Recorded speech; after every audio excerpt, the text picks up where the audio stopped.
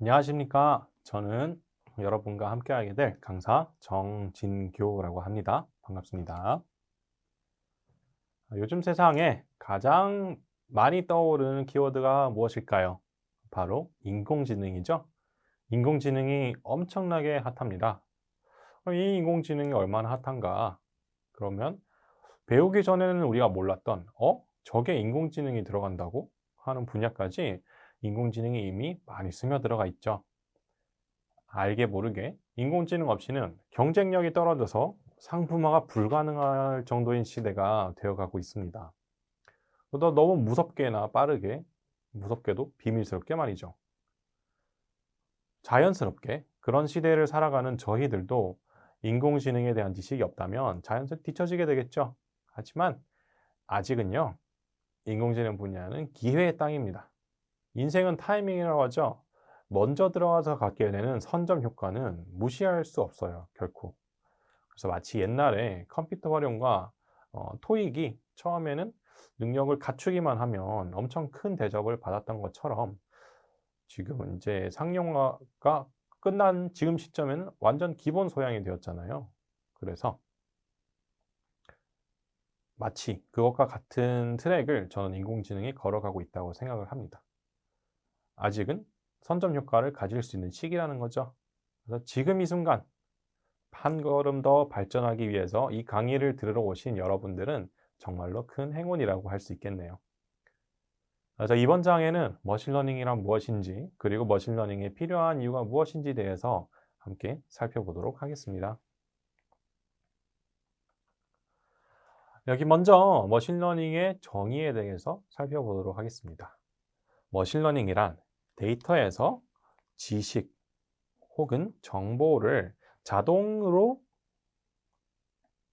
추출하는 작업입니다. 컴퓨터에 명시적으로 데이터를 처리할 방법을 지시하지 않아도 스스로 학습하고 배울 수 있는 능력을 갖추게 하는 작업이라고 할 수 있죠. 이 본문에서 우리가 가져가야 되는 가장 중요한 키워드는요, 바로 여기 스스로 학습한다. 요 말이 되겠죠?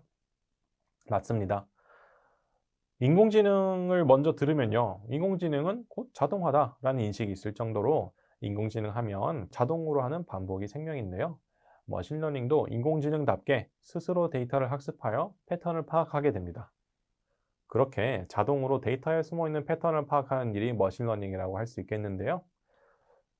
여기서 조금 숨어있는 두 번째로 중요한 키워드가 있어요. 바로 첫째 줄에 있는 데이터에서 지식과 정보를 추출하는 작업이라는 줄이죠. 머신러닝의 목적은요, 데이터에서 지식과 정보를 추출하는 작업 자체가 되겠습니다. 여기서 또 하나 생각해 볼 게 있어요. 이거는 데이터에 기본적으로 내재되어 있는 그런 데이터를 추출하는 것을 의미를 하죠. 추출하기 전에는 존재하는지도 모르고 어떻게 보면 뜬구름 잡는 얘기일 수도 있는 그런 정보를 찾아내는 거고요, 빅데이터에서. 근데 여기서 중요한 사실은요, 내재되어 있다는 거죠. 데이터에 포함된 정보를 가져옵니다, 저희는. 그래서 콩 심은 데 콩 나고 팥 심은 데 팥 난다고 하죠. 많은 정보를 포함하고 있는 양질의 빅데이터가 머신러닝에서 매우 중요한 요소가 되겠습니다. 그래서 머신러닝이 무엇이냐? 머신러닝 알고리즘은요, 아래와 같은 데이터를 입력을 하게 되면 스스로 규칙을 발견하게 되는 어떤 그런 모델이라고 생각하시면 됩니다. 컴퓨터 알고리즘이죠. 여기 가장 단순한 예를 한번 들어볼게요. 우리는 수학이라는 학문을 어렸을 때부터 학습해 왔죠. 저는 수학이 너무 싫어서 평생 도망 다니다가 결국은 마음을 잡고 수학을 엄청 고생을 해서 대학원에 가서 엄청 오래 열심히 공부를 했던 기억이 납니다. 근데 한국인들은 수학과 함께 성장을 해 가지고요, 전 세계적으로도 탑급인 수학적 능력을 보유를 하고 있죠. 그래서 여기 왼쪽에 있는 이 테이블을 봤을 때 아마도 자동으로 머리에서 저 패턴을 이미 찾고 계실지도 모르겠습니다. 우리는 자연적으로 여기 있는 이 데이터를 보면은 Y는 여기 있는 Y는 그죠? X에다가 곱하기 3을 해주면 나오는 값이 아닌가라는 패턴을 머릿속으로 생각을 하고 있을 수도 있죠. 그죠? 그런데 컴퓨터 같은 경우에는 머신러닝을 어떻게 처리할까요? 이걸 가지고 데이터 포인트를 먼저 찍어 봅니다. 데이터 포인트를 찍어 보고요. 그 다음에 그 데이터 포인트를 최대한 가까이 찾아주는 선을 연결하게 되죠. 그래서 이를 연결하는 과정을 학습을 함으로써 y는 3x라는 어떤 함수를 도출하게 됩니다. 이렇게 함수를 도출하는 과정이 머신러닝이라고 할 수 있겠죠. 머신러닝이라는 지식 세트를 완성하기 위해서 사실은요, 응용수학, 통계학, 그리고 컴퓨터 과학에 관한 전반의 지식이 모두 필요합니다. 머신러닝은 인공지능의 한 분야로 통계학, 응용수학 및 컴퓨터 과학의 교차점에서 생성된 어떤 새로운 분야라고 생각을 하시면 될 것 같습니다. 여기 응용수학 중에서는 보통 행렬과 선형대수 관련된 지식이 많이 필요하고요. 그리고 폭넓은 통계학적 지식이 필요해집니다. 사실은 거의 절반이 통계학이라고 해도 과언이 아닐 정도로요. 그래서 데이터 사이언티스트를 뽑을 때 전공이 통계학인 사람들도 우대를 해서 뽑아가요. 그러면 여기서 걱정이 되시는 분들이 있을 겁니다. 저 같은 수포자들은 어떻게 하느냐. 우리 머신러닝 알고리즘을 직접 연구해서 개발하기에 여기서 앉아있는 것이 아니잖아요. 우리는 예를 들어서 카메라가 어떻게 작동하는지는 모르지만 그 누구나 스마트폰에서 있는 카메라를 켜서 사진을 찍을 수 있죠. 그것처럼 우리는 응용을 위해서 이 과정을 학습을 할 거고요. 그리고 이 과정은 수학적, 통계적 지식이 전혀 없어도 머신러닝이라는 분야에 뛰어들 수 있도록 도와드리는데 초점을 맞추고 있으니까 아무 데도 가지 마세요.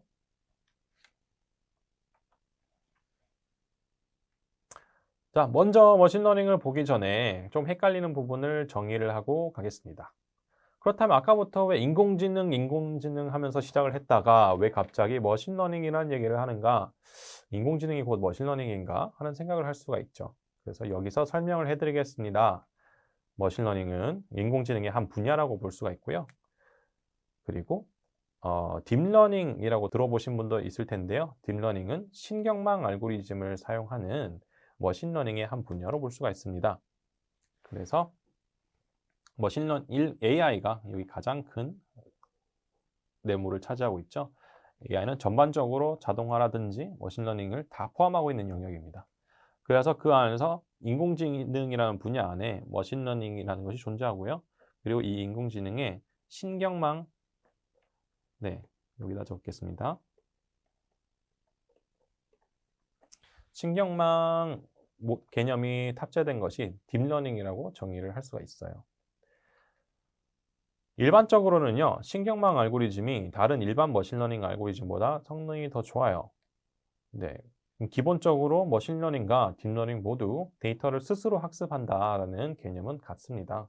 하지만 딥러닝은 신경망이라는 기법을 사용하고 성능이 훨씬 더 좋습니다. 그러면 일반적인 신경망 알고리즘이 더 좋은데 왜 일반 머신러닝은 배울 필요가 있는가? 배울 필요가 없는 거 아닐까요? 한번 살펴볼게요. 일반 머신러닝은요, 신경망 알고리즘의 성능이 훨씬 좋은 거는 사실이에요. 그렇지만 여전히 일반 머신러닝이 딥러닝보다 훨씬 더 많이 사용되고 있습니다. 더 보편적으로 더 많이요. 그 이유는 바로 일반 알고리즘의 장점이 매우 뚜렷하기 때문인데요. 그 장점으로는 하나, 운용 방법이 쉬워요. 쉽다는 건 엄청난 장점이죠. 둘째는요, 작은 데이터셋에서도 좋은 성능을 보입니다. 셋째는 모델 훈련에 필요한 비용이 매우 적어요. 여기서 비용이라고 하면 돈뿐만 아니라 시간과 컴퓨팅 파워를 포함하는 거죠. 제가 아는 어떤 분은요, 아마존에 텍스트 처리 분석을 의뢰를 했다가 며칠 뒤에 그 분석 결과를 받았는데요. 회사에 1,000만 원이 넘는 금액이 청구되어서 매우 난감했던 적이 있었다고 합니다. 다행히 잘 생존했다고 하네요. 네 번째, 그 결과가 나온 이유를 파악하기가 비교적 용이합니다. 딥러닝은 나중에 배우게 되실 테지만 히든 레이어, 즉 숨겨진 노드를 활용해서 패턴을 분석을 하는데요. 이 말 그대로 숨겨져 있는 부분이기 때문에 그 안에서 어떤 계산이 오가는지 아니면 어떤 요소가 중요해서 이런 계산 결과가 나왔는지 알아내기가 매우 힘듭니다. 불가능에 가깝죠. 그래서 요런 이유로도 일반 머신러닝이 더 우대가 되고요. 다섯 번째는 결과의 시각화나 해석이 훨씬 직관적이고요. 결과물을 표현하기가 훨씬 좋다는 말입니다. 결국은 머신러닝을 사용하는 것도 인간이죠. 그렇기 때문에 인간이 이해할 수 있는 이 분석 결과가 상당히 중요하게 되겠죠. 이 경우를 한번 생각을 해 보세요. 여러분들이 회사에서 일을 보고 있는데 상사가 와서 "아 이 데이터 주면서 이것 좀 분석해 주세요."라고 데이터를 줬습니다. 근데 이 두 가지를 한번 비교를 해 볼게요. 일반 머신러닝을 성능은 조금 떨어지지만 일반 머신러닝을 활용해서 30분 안에 분석해서 결과를 시각화와 함께 모아서 가져간 경우가 있고 3 일이 지났는데 상사가 와서 저기 저번에 그 맡긴 데이터 분석 어떻게 됐어요? 결과가 어떻게 됐어요?"라고 물어보니까 "아 예. 지금 열심히 컴퓨터가 분석하고 있습니다. 돌리고 있어요." 라고 대답하는 경우. 어느 경우가 더 좋다고 생각하시죠? 당연히 전자가 더 좋다고 생각을 합니다. 그래서 데이터를 분석할 때 우리는 패턴, 즉 규칙을 찾아내려고 노력하는데요. 기존의 방법은요. 규칙을요. 매뉴얼, 그러니까 직접 개발을 해서 찾아야 되는 겁니다. 어 그거를 찾아서 미지의 데이터를 우리가 직접 프로그래밍한 거에 신규 데이터를 넣어서 분석을 실행하는 거죠. 그렇게 하는데 이렇게 한 땀 한 땀 규칙을 찾아내는 데는 비용이 어마어마하게 들어갑니다. 시간과 인력과 노력이 들어가는 거죠. 근데 머신러닝의 경우는요. 기기가 자동으로 직접 반복해서 학습을 하게 됩니다. 이 작업을 컴퓨터가 스스로 하게 되는 거죠. 그리고 당연히 스스로 하게 되니까 비용은 엄청나게 절감이 되겠죠. 다만 이때 이 규칙을 스스로 찾는다는 점이 단순하게 자동화를 훌쩍 뛰어넘는 의미를 가지게 됩니다.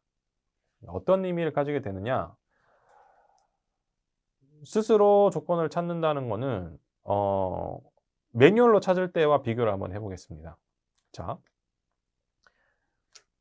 필요한 규칙을 수작업으로 만들어 왔어요. 근데 이 규칙을 찾으려면요. 해당 분야에 대해서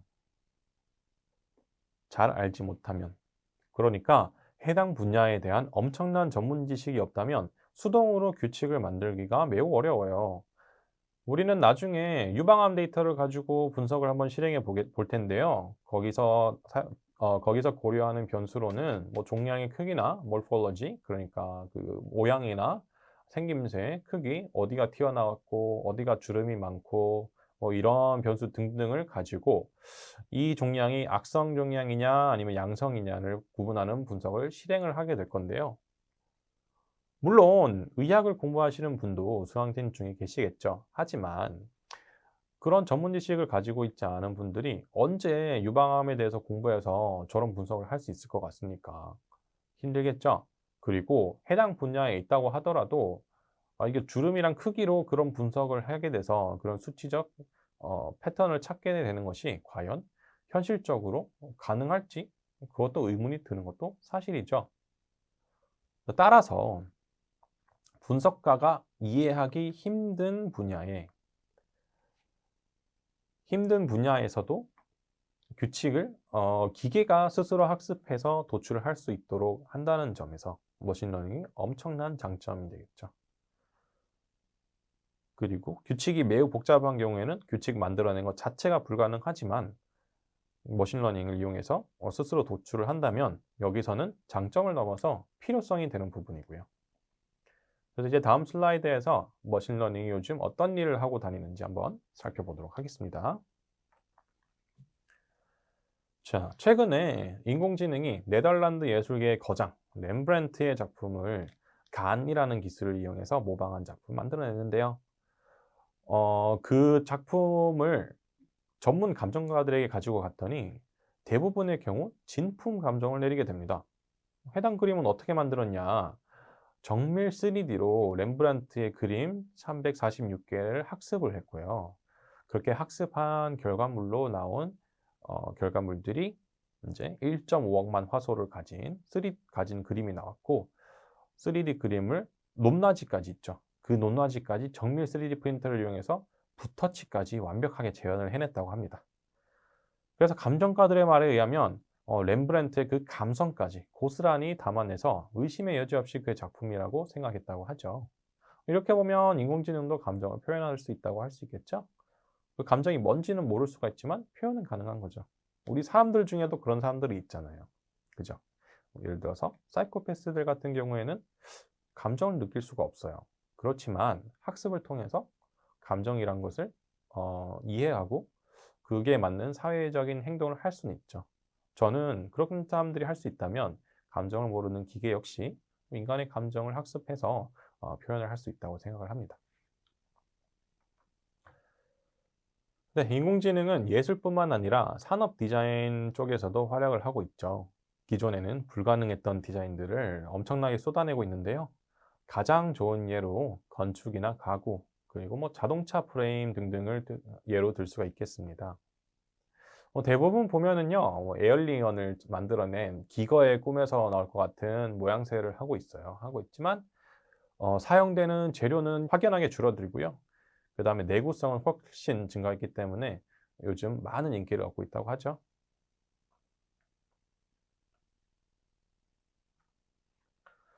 그리고 또 얼마 전에 난 기사를 살펴보면요, 구글에서 AI 프로세서를 AI가 디자인해서 많은 관심을 받았습니다.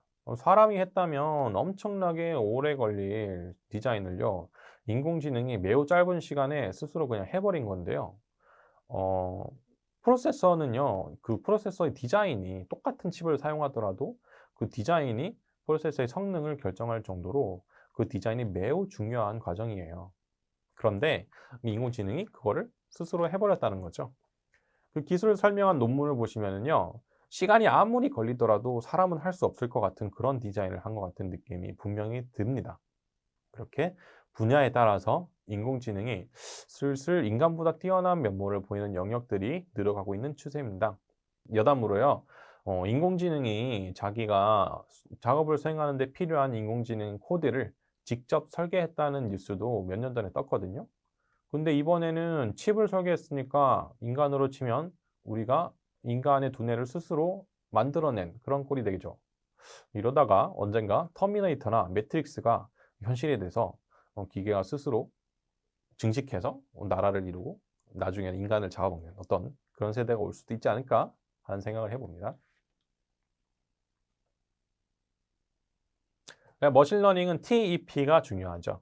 머신러닝이란 컴퓨터 프로그램이 어떤 목적, 그러니까 태스크를 달성하기 위해, 목적이라는 말이 중요하죠. 태스크를 달성하기 위해 경험을 기반으로 행동을 하고요. 그 성능을 평가받으면서 학습해 나가는 것이죠. 이 예를 농구 게임으로 들어볼게요. 여기서 말하는 태스크는 게임에서 이겨라 라는 태스크가 되겠죠. 그러면 그 목적을 달성하기 위해서 게임에서의 움직임을 어떤 그 경험으로 데이터로 뽑아가고요. 그리고 그 움직임에 대한 평가를 실시하게 되죠. 그래서 움직였고요. 움직임에 대한 평가가 좋다면 오케이, 그러면 다음번에도 똑같이 수행을 해라. 근데 그 평가가 나쁘다면 다음번에는 다르게 행동하게 되겠죠. 지도학습과 비지도학습 개념을 잠깐 살펴보려고 하는데요. 머신러닝은요, 분석하고자 하는 데이터에 따라서 정답이 존재하느냐, 존재하지 않느냐에 따라서 분류가 나뉘어지게 됩니다. 정답이 존재한다면 지도학습이고 존재하지 않는다면 비지도학습으로 해서 머신러닝을 하게 되고요. 그리고 강화학습이라는 것이 존재합니다. 흔히 알파고라고 해서 잘 알려져 있는 강화학습이죠. 알파고가 바로 학습을 해서 스스로 판단을 하잖아요. 그 특정 목표에 도달하는 과정에서 보상을 최대화하기 위해서 상황에서 취해야 할 요소를 스스로 파악하는 그런 인공지능 요소라고 할 수가 있습니다. 모델 자체가 시행착오를 거치면서 환경에 적응해 나가는 학습법이므로요. 지도 학습, 처음부터 정답을 주는 지도 학습이나 처음부터 아예 정답이 없는 비지도 학습과는 완전히 다른 접근 방식이라고 할 수가 있겠죠. 네, 그럼 이번에는 머신러닝의 3 요소에 대해서 살펴보도록 할게요. 머신러닝 모델이 있고요. 먼저 첫 번째로 모델이 존재하고요. 두 번째로 훈련 알고리즘이 존재하죠. 그리고 세 번째로는 모델의 추론 알고리즘이 존재합니다. 그래서 우리가 차를 마시고 싶다는 목적이 있다고 생각을 한번 해볼게요. 우리에게 주어진 건 점토가 주어졌어요. 그럼 우리는 태스크인 차를 마시기 위해서 참을 담을 수 있는 찻잔을 만드는 게 되겠죠.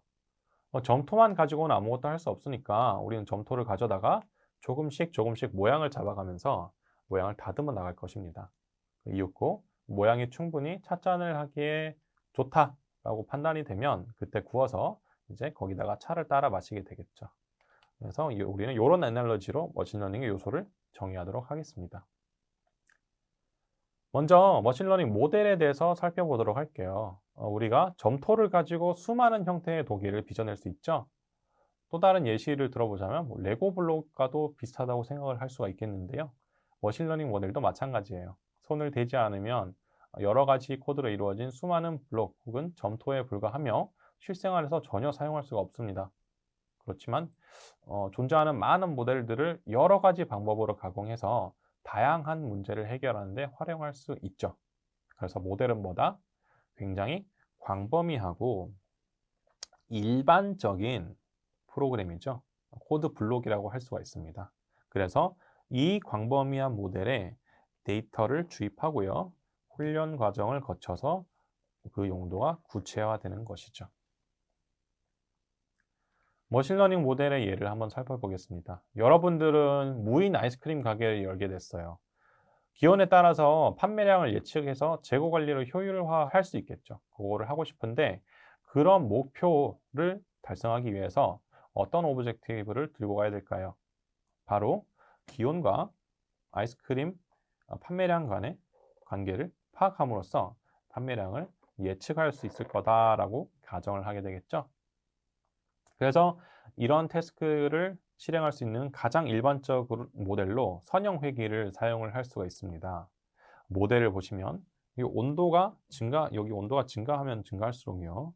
아이스크림 판매량 역시 증가하는 것을 볼 수가 있죠. 이런 어떤 관계를 파악함으로써 주어진 기온에 따라 평균적인 판매량을 예측을 해볼 수가 있죠. 자, 그러면은 이게 어떻게 관계를 파악을 하느냐? 이렇게 먼저 데이터에 표시되는 점을 찍어줍니다. 이걸 보고 산점도라고 하는데요. 이게 데이터 평면상 점을 찍어주고요.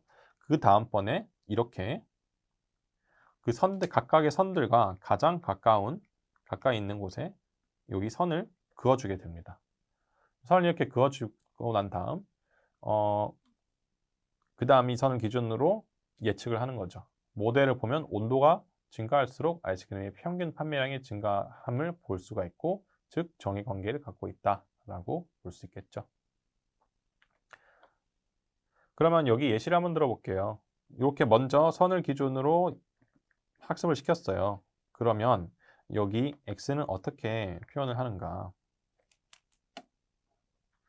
먼저 데이터 포인트가 있는데 우리는 기존의 학습 결과로서 그려진 여기 이 회기선이 있어요.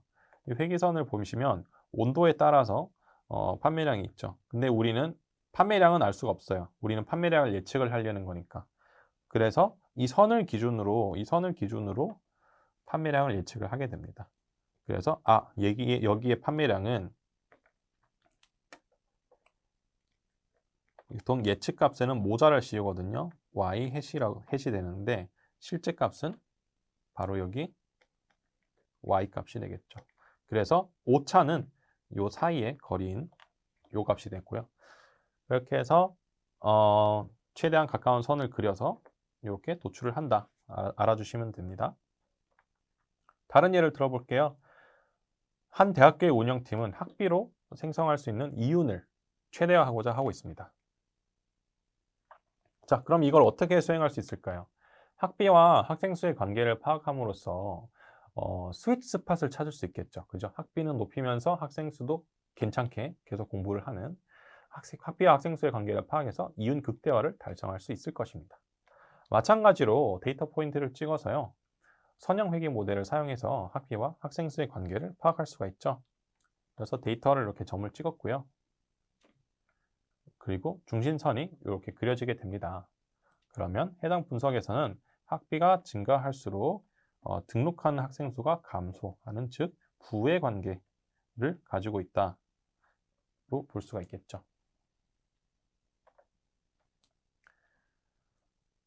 이제 두 번째 요소인 모델의 훈련 알고리즘을 살펴보겠습니다. 가지고 있는 데이터를 활용해서 가지고 있는 데이터를 트레이닝함으로써 비로소 세부적인 목적을 수행할 수 있게 되는데요. 그래서 모델을 가지고 있는 데이터를 활용해서 훈련을 시켜주게 됩니다. 여기서 훈련은 학습이라는 뜻으로도 사용이 되죠. 그래서 훈련과 학습은 같은 의미다 라는 걸 기억을 해주시고요. 뭐 어디에도 적용하기는 힘든 너무 일반적인 모델을 가지고요. 우리가 점토를 다듬어서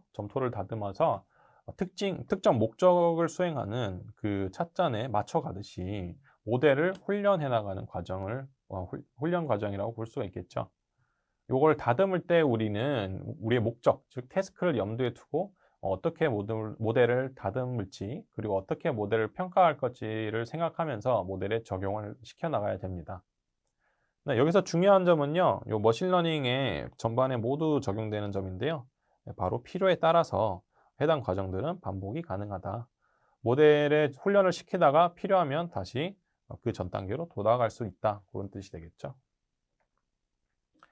마지막으로 모델의 추론을 보도록 하겠습니다. 자, 이제 찻잔을 완성을 했어요. 찻잔을 만들기 위해서 점토도 살펴봤고요. 그리고 필요한 모양으로 찻잔을 다듬어내기도 했습니다. 마지막으로 모양이 충분히 좋으니까 이제는 찻잔을 구워서 냈어요. 그럼 이제 어떻게 되죠? 차를 즐길 시간이 왔어요. 그럼 머신러닝 관점에서 이게 무엇을 의미하나요? 그건 지금까지 처리한 데이터, 즉 점토를 활용해서 훈련시킨, 다듬어낸 그죠? 모델을 이용해서 각종 예측 작업을 수행할 수 있다라는 어떤 그런 것을 의미하게 되죠. 그래서 실제로 훈련이 끝난 데이터를 현실에 적용하는 과정을 보고 모델 추론이라고 하겠습니다. 네, 이렇게 인공지능이 무엇인지, 그리고 인공지능을 구성하는 3요소에 대해서 살펴보았습니다. 네, 이번 강의는 여기까지 하고요. 수고하셨습니다.